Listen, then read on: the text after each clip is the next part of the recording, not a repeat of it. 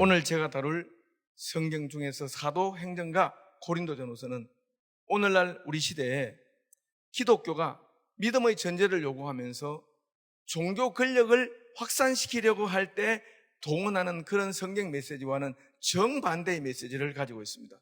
오늘 핵심은 이겁니다. 아주 특수한 민족 구원 서사인 구약 성경의 메시지를 이스라엘 민족의 선민의식을 바탕으로 창출된 그런 이스라엘 민족의 구원 서사가 어떻게 이스라엘 민족 바깥에 있는 사람들에게 복음으로 취한될 수 있고 전환될 수 있는가? 이건 굉장히 힘든 주제입니다. 그런데 사도 바울은 사도행전에서 그의 7개의 친서라고 알려지는 서신에서 이런 일을 힘차게 추진하고 있습니다. 그레코 로만 문명을 의식하면서 가이사의 통치를 의식하면서 그리고 가이사가 그의 통치권을 권세를 명확하게 표시했던 거점 도시들을 특별히 선택하여 바울이 복음을 전합니다. 이거는 단순한 지리적인 여행상의 편의점 너머에 가이사의 통치가 부족한 부분을 보완하고 완성하는 관점에서 주 예수 그리스도의 통치를 제시하는 이런 일종의 전략적인 메시지를 잘 부각한 책이 사도행전과 고린도전후서라는 겁니다. 이 이스라엘 민족의 특수한 민족사적인 구원 이야기가 그레코 로만 사회 전체를 위한 복음이 된다고 주장하는 사도 바울의 핵심, 이것이 바로 신구약 전체의 메시지라고 저는 보는 거죠. 신약 성경은 구약 성경의 내러티브, 구약 성경의 큰 스토리텔링을 완전히 충분히 의식하고 개성하고 그걸 완성하러 왔다는 의식으로 가득 차 있습니다. 그러니까 모든 성경은 무조건 창세기부터 시작해야 됩니다. 왜? 창세기부터 요한계시록까지 단 하나의 스토리가 관통하고 있기 때문에.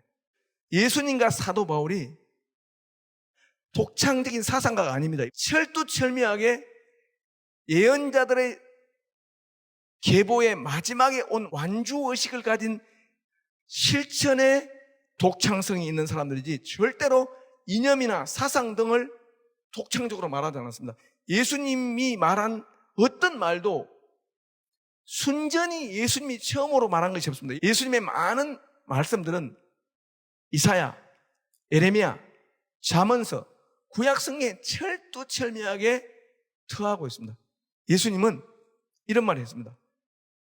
시편 40편 6절, 7절, 8절을 인용하면서 구약에 적힌 이 모든 말들을 나는 성취하러 왔다. 나는 내가 내 스스로 말하지 않는다. 이건 너무너무 충격적인 말이죠. 그런데 이 부분이 가장 독창적입니다. 사상의 독창적이 아니라 태도의 독창성이고 겸손의 독창성이고 그가 자기를 비우고 하나님과 자기를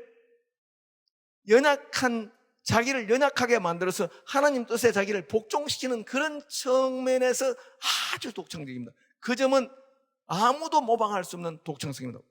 예수 그리스도가 구약 성경을 완성했다는 그 말을 말로 다시 풀어주는 사람이 바울입니다. 바울 때문에 예수의 이 독특한 주장이 세계 만민이 들어야 할 메시지로 취한되고 배난되고 성화되었다는 것, 이렇게 말할 수 있습니다. 오직 성령이 너에게 임하시면 너희가 권능을 받고 성령을 받고 너희가 땅끝까지 나가서 내 증인이 되리라 하는 이것이 바로 사도행전의 키 버스입니다. 핵심 열쇠 구절입니다. 헤라클레스의 기둥이 있는 그 지브롤터, 그리스 로마인들한테는 땅끝입니다. 예루살렘 사람들한테는. 윌리엄 바클레이는 사도 바울이 16,000km 정도를 여행했을 거라고 생각합니다. 25년간. 사도 바울의 이 행동을 이해하려면 이사야서를 정확하게 읽어야 됩니다. 유대인들이 온 세상에 알려야 될 단 하나의 복음은 세상을 창조하신 하나님은 한 분이라는 것. 그러니까 유일하신 하나님 한 분을 온전히 믿어야 우상 숭배의 다신교로부터 벗어나야 온 세계 만민이 평화롭게 살 수 있다. 이거 하나를 전파하려는 겁니다. 바로 이사야가 사도 바울을 움직였던 원동력입니다. 그래서 사도 바울의 모든 운동은 이사야에게 있습니다.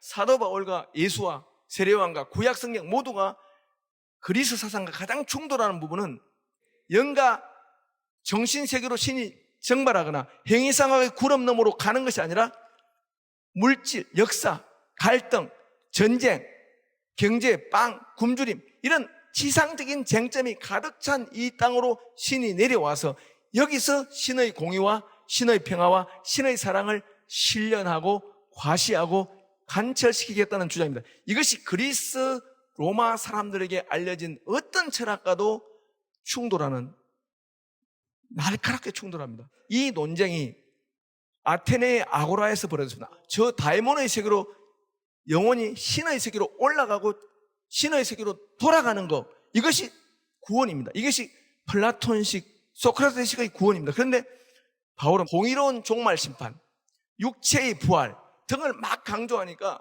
엄청난 논쟁이 벌어집니다. 25년간 소아시아의 거점 도시에서 그레코 로마의 신들이 가나를 한다고 여겨지는 모든 도시를 가서 이렇게 집요하게 그리스 로마 신들을 무장 해제하려는 듯이 계속 그리스 로마 신들의 일종의 토대를 막 무너뜨립니다. 바울은 구약 성경의 제일 중요한 구절은 이거다 하면서 창세기 12장 1절과 2절을 뽑았는데, 내가 너로 큰 민족을 이루고 너는 복의 큰 민족을 이루고 내 이름을 창대하게 하리니, 크게 하리니 너는 만민에게 복이 될지라. 이것이 중요합니다. 그런데 바울은 구약 성경을 선민의 이야기를 읽지 않고 세계 만민에게 확산되어야 될 복을 매개하는 도구적인 이스라엘의 역사를 부각을 시켰습니다. 예수가 이 독특한 이스라엘의 구원 서사를, 민족 서사를 이렇게 보편적인, 세상이 상상할 수 없는 이런 십자가의 자기 부인의 원리로 이걸 보편적인 경륜로 만들었기 때문에 바울은 이런 십자가, 나사렛 예수가 가르친 이런 하나님 사랑과 이웃 사랑의 이 원리, 그리고 원수 사랑의 이 원리는 세계 만민이 마땅히 들어야 할 뿐만 아니라 세계 만민이 싫어할 수 없는 일이라고 생각하고 그걸 막 전파하러 다닌 겁니다. 그는 13장 16절로 41절, 사도행전 13장 16절로 41절, 비시디아 안디옥이라는 곳에서 3주 연속 설교를 하는데 아주 유명한 설교를 합니다. 세계 만민을 하나님의 영생 식탁으로 초청하는 잔치라는 그 구약성의 오래된 이야기를 계속합니다. 이게 마태복음 8장 11절에 이렇게 나옵니다. 예수님의 성만찬의 원행 이야기입니다. 사람 수를 셀 수 없는 많은 사람들이 동서로부터 와서 아브라함의 식탁과 이삭의 식탁과 야곱의 식탁에 앉는다. 이것이 천국이다. 고린도전서 11장 24절부터 26절에서 이렇게 말합니다. 예수께서 잡히시던 그날 밤 예수는 이렇게 말합니다. 떡을 떼시면서 이는 너희를 위하여 주는 내 몸이다 하면서 떡을 주십니다. 그 다음에 잔을 나누시면서 이렇게 말합니다. 이는 너희를 위하여 흘리는 내 언약의 피다 말합니다. 이거 아주 중요합니다. 그런데 이것이 누가복음 22장 20절에서는 예수의 피를 새 언약의 피라고 말하는데, 새 언약 시대를 열었던 그 구약의 성취를 예수는 지금 합니다. 이 식탁에 이방인들을 대거 참여하게 만드는 그 언약이 바로 뭡니까? 새 언약입니다. 사도행전 13장 16절로 41절 마지막에 이방인들에게 말합니다. 영생을 얻어라. 구약에서 영생은요, life unto long duration. 그러니까 오랫동안 지속되는 삶입니다. 평화롭게 이웃끼리 공존 공영하면서 잘 사는 삶을 영생이라고 그렇게 했습니다. 구약과 신약 모두에서 영생은 landed life입니다. 땅에서 사는 삶입니다. 절대로 육신을 벗고 영만 움직이는 삶이 아닙니다. 그리고 역사 너머에 저 내세에 가서 사는 삶도 아닙니다. 영생은 질적으로 완전히 다른 사회생활입니다. 영생의 가장 쉬운 메타포는 이사야 11장 6절에서 9절입니다. 사자와 어린 양이 풀을 먹고 공존합니다. 그러니까 강자와 약자가 불평등하지만 평화롭게 공존하는 겁니다. 사도 바울이 영생이라는 말을 하고 이방인들을 초청하는 것은 우리가 상상할 수 없는 진짜 종말에 아브라함과 이삭과 야곱의 식당이 종말에 있을 것을 믿었기 때문입니다. 이건 아주 중요합니다. 온 천하 만민이 진짜 시온산에서 잔치를 벌릴 날이 있다고 믿었기 때문에 이렇게 뛰어나오는 거죠. 바울은 로마가 진짜 원하는 사회를 기독교 예수가 보여준다 이렇게 하는 마음으로 막 로마에 달려간 겁니다. 로마 제국이 천하를 명령하고 로마 제국을 중심으로 천하가 돌아가는 그때에 바로 예수가 하나님 나라 운동을 시작했다고 말하면서 로마 제국의 대한 질서, 나사렛 예수가 말하는 하나님 나라를 딱 세웁니다. 팍스 로마나를 부르짖는 로마 제국의 이런 타자 정복적인 이런 타자를 온순하게 만들고 타자의 주체성의 일부를 부수면서 만든 평화에 비해서 예수의 평화는 어린 왕, 가장 착하고 어리고 무기력해서 무력으로 사람을 지배할 수 없는 진리에 호소하는 이 왕이야말로 평화를 가져온다. 종말이 오면 나사렛 예수가 재림하면은 로마 제국의 평화와 안전은 담보될 수 없고 이거는 아주 난림공사 위에 있는 건물 같다고 말하면서 로마 제국의 평화와 안전 슬로건을 무력화시킵니다.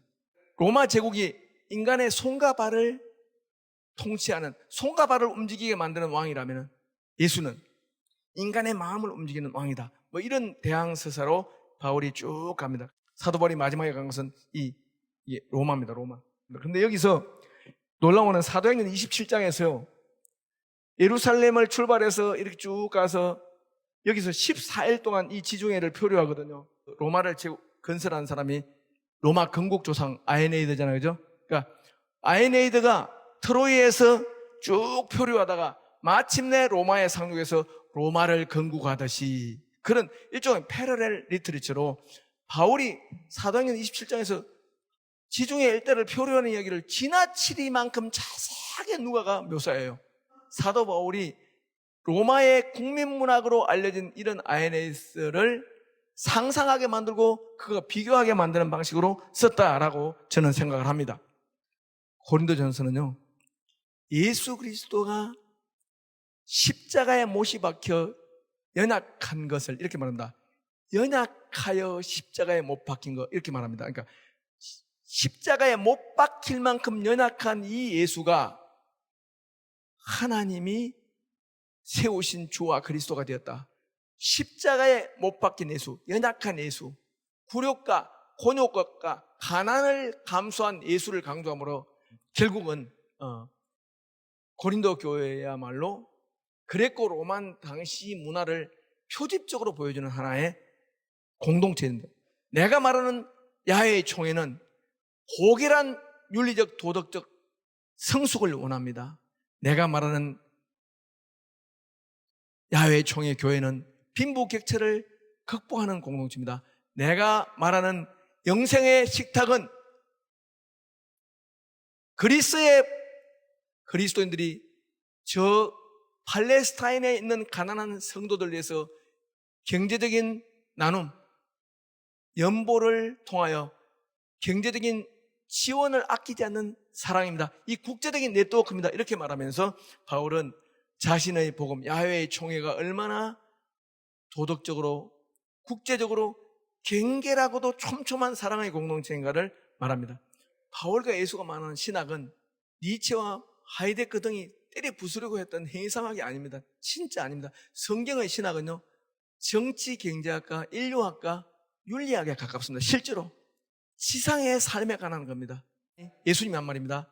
내가 다스리려는 사람들에게 그 사람들 위해서 내가 종이 되고 내가 노예가 되어줄 때 사람들은 그때 비로소 그런 왕에게 복종한다. 노예 왕, 집사인 왕, 섬기는 자가 다스리는 그런 왕이 올 때까지 지구 역사는 요동치게 되고 환란으로 가득 차게 된다. 이것이 일종의 바울과 예수가 말하는 겁니다. 그러니까 진짜 기독교 신앙은 정치학과 아주 가깝습니다. 하나님 나라 메시지니까요.